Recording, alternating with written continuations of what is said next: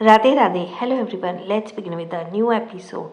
Please episode को like कीजिए, channel को सब्सक्राइब कीजिए। Let's start. पीका की आंखें बंद थीं। सभी गुस्से से हर्ष को डांट रहे थे। मिस्टर जिंदल ने तो उसके पैर पर एक चाबुक भी मार दिया था, पर हर्ष चुपचाप अपनी जगह पर खड़ा रहा। उसने गुस्से से कहा, आप लोग अपने छोटे बेटे को क्यों नहीं बुलाते हैं? चीज़ें तुरंत क्लियर हो जाएंगी। मिस्टर जिंदल मनीषा को घूर कर देखते हैं तो मनीषा तुरंत अपने फ़ोन को निकाल देती है और तंश को कॉल करती है। दूसरी तरफ स्टेडियम का माहौल अलग था। अमायरा ने देखा तंश नहीं मान रहा है तो वह स्टडी रूम में तो वह उदास होकर जाने लगती है, पर अचानक तंश उसे पकड़कर दीवार की तरफ फेंक देता है।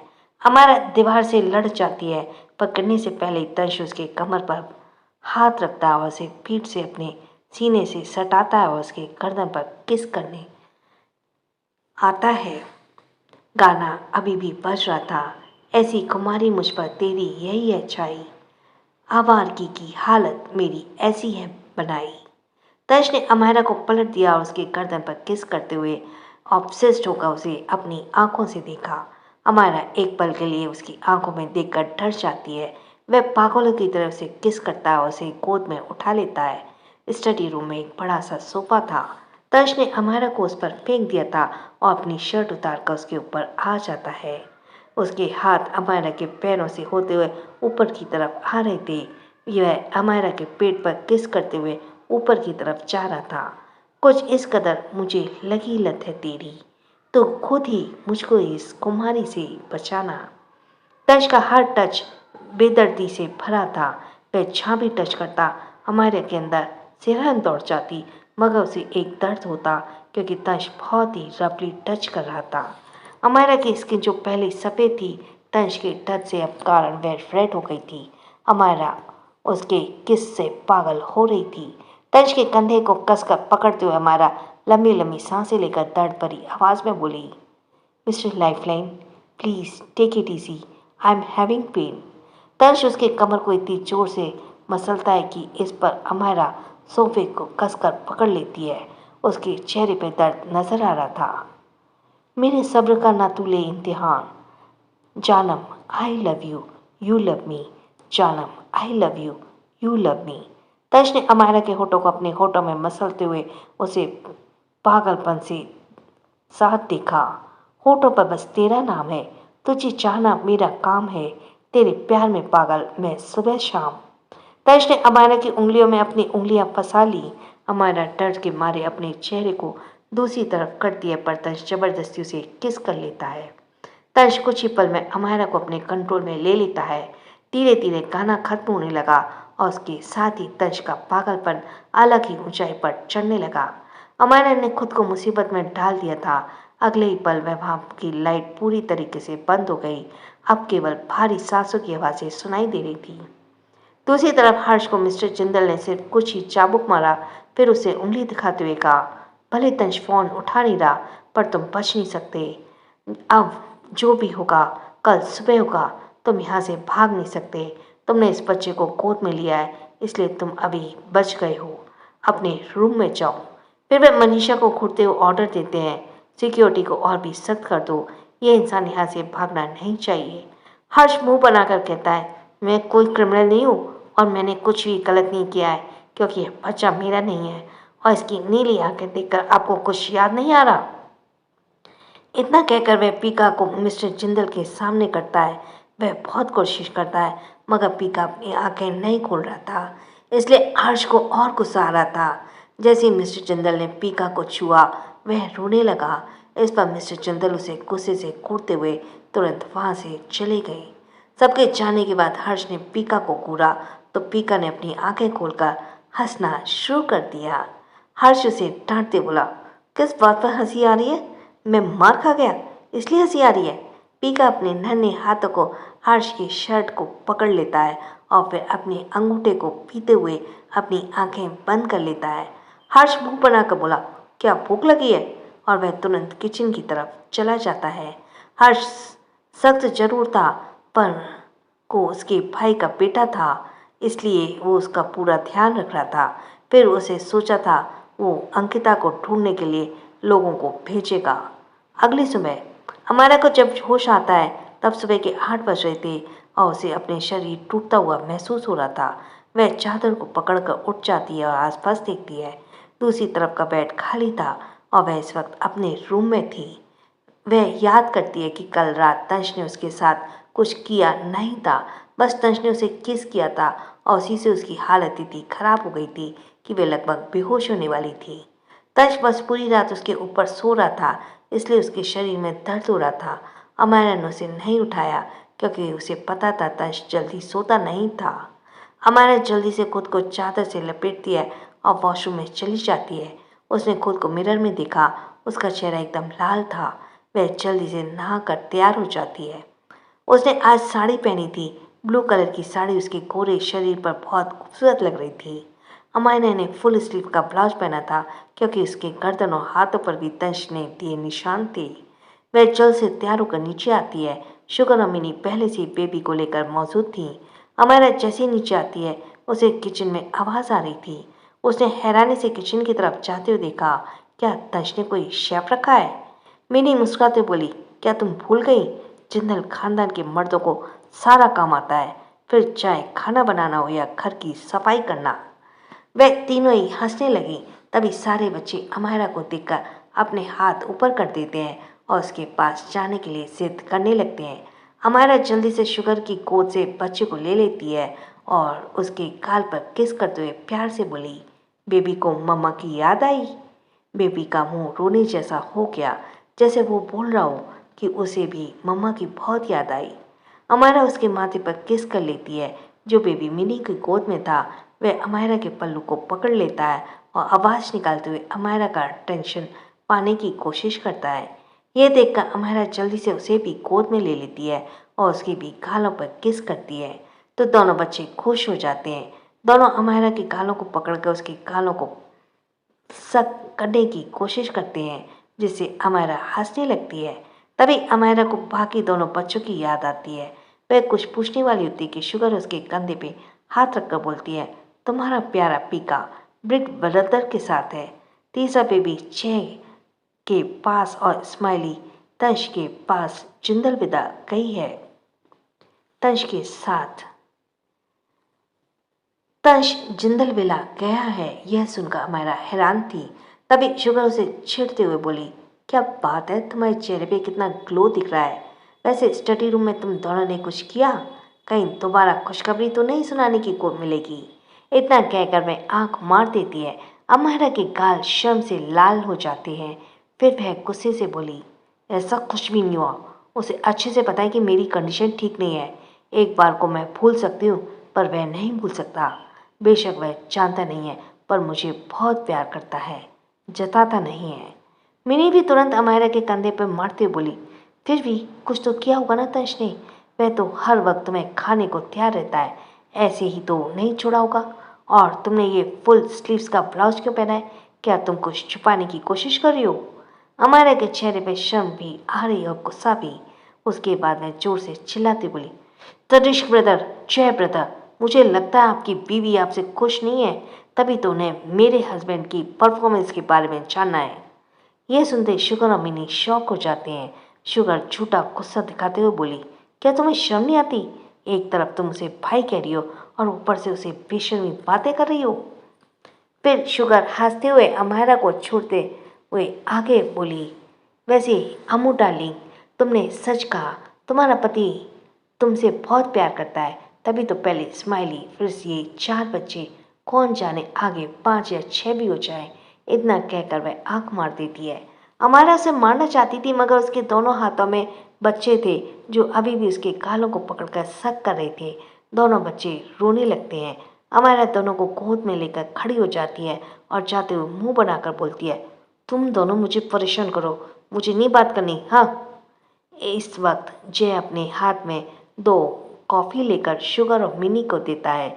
फिर झुकते हुए मिनी के कान में डेविल स्माइल करते हुए बोला, लगता है तुम सच में जानना चाहती हो कि मेरे भाई और उसकी बीवी के बीच में रात को क्या हुआ? तो आज रात रूम में जल्दी आना, मैं तुम्हें उस प्रैक्टिकल करके बताऊंगा। इतना कहते हुए तुरंत किचन के अंदर चला जाता है। मिनी के गाल शर्म से लाल हो जाते हैं। जबकि शुगर को तनिष की याद आती है। वह किचन की तरफ देखती है, पर उसके होठों पर एक फीकी मुस्कान आ जाती है। अमारा बेबी को बेड पर लेटा देती है तो बेबी मुंह में उंगली डालकर दूसरे हाथ से उसके पल्लू को पकड़ रोने लगता है। अमारा उसके गालों पर प्यार से सहलाते बोली, भूख लगी है मेरी बेबी को। दोनों बेबी जैसे उसकी बात को समझ रहे हो कुछ कहते की कोशिश करते। अमायरा बारी बारी से उन्हें फीड कराती है। वह खुश थी कि वह इस वक्त तंश नहीं है, वरना वह उसे मना करता और डांटता। अमायरा तीसरे बेबी को भी लेकर आती है और उसे भी फीड कराती है, लेकिन उसे महसूस होता है कि उसका सबसे बड़ा बेटा उसे बिल्कुल भी भाव नहीं दे रहा है और न ही फीड कर रहा है। ये बस उसे घूर रहा है जैसे अभी जान से मार देगा। अमायरा तीनों को घूरती है। सबसे बड़ा बेटा चुपचाप लेटा था और उसे अपनी काली आंखों से घूर रहा था, जबकि दूसरा बेटा पेट के बल लेटकर उसके पल्लू को पकड़कर खेल रहा था और तीसरा बार बार उसके ऊपर चढ़ने की कोशिश कर रहा था। अमायरा बूम बनाकर बोली, सबसे पहले तुम तीनों का नामकरण करती हो। तुम मेरे पहले बेबी हो। तुम मुझे घूर रही हो, बिल्कुल अपने डैडी की तरह। तुम्हारा नाम मैं मोमो रखूंगी और दूसरे बेबी का नाम टुनटुन। तीसरे बेबी आप थोड़े शरारती लग रहे हो, आपका नाम शिनचैन रखूंगी। यह नाम रखकर बहुत खुश हो रही थी। मोमो अपने नाम से खुश नहीं था, वह तुरंत रोने लगा। ये देखकर अमायरा उसे सुलाने लगी तो वह शांत होकर अपना चेहरा दूसरी तरफ कर लेता है, जैसे नाराज हो गया हो। शिनचैन अमायरा के पल्लू को पकड़ उसे अपने चेहरे पर डालता है और फिर अपने हाथ से उसके पल्लू को खींचता है, जिससे अमायरा का पल्लू साइड से गिर जाता है। यह देखकर वह हंसने लगता है। तीनों को अच्छे से लेटाकर अमायरा उनके चारों तरफ तकिए लगा देती है। वह थोड़ी परेशान थी। उसने जल्दी से फ़ोन उठाया, बोली, पीका को भूख लगी होगी, पता नहीं वह कैसा होगा। बिग ब्रदर भी ना पता नहीं उसे कहाँ लेकर चले गए। मोमो चुपचाप लेटा सब अमायरा को देख रहा था, पर शिनचैन और टुनटुन अमायरा के पल्लू के साथ खेल रहे थे, जैसे उसकी गोद में चढ़ना चाहते हो। वहीं हर्ष मॉर्निंग वॉक के लिए विला से बाहर आया था। तंश भी स्माइली के जंगल विला पहुंच चुका था। उसे पीका के रोने की आवाज़ आ रही थी तो उसने अपनी गहरी आंखों से किचन की तरफ देखा।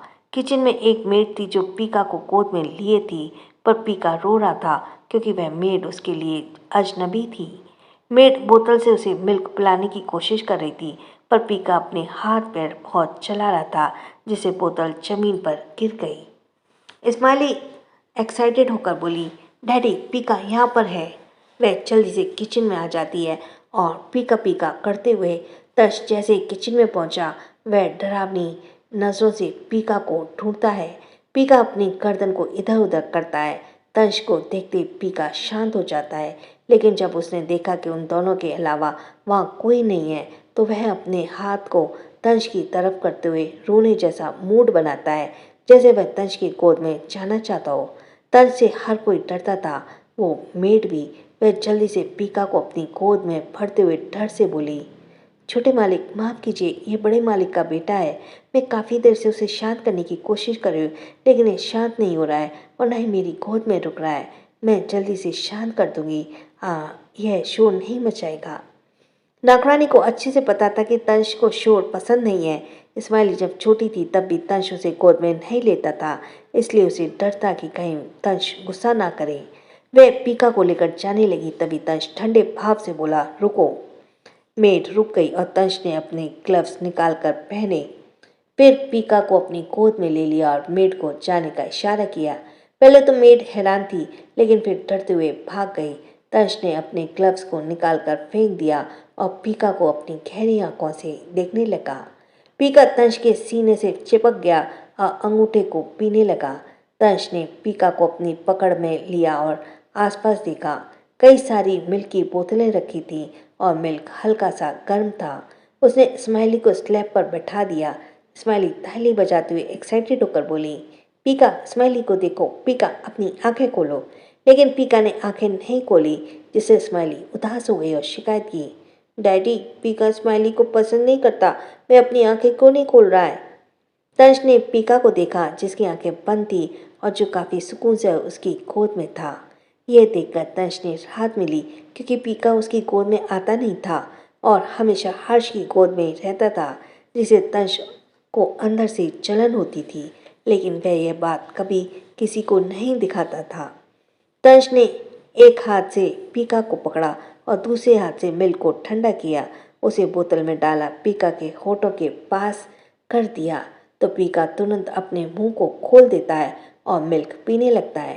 तंश ने स्माइली के लिए भी एक गिलास निकाला, लेकिन जब स्माइली ने देखा कि पीका मिल्क पी रहा है तो उसने अपने होठों को दबाते हुए जल्दी करके कहा, डैडी स्माइली को भी उसमें मिल्क पीना है।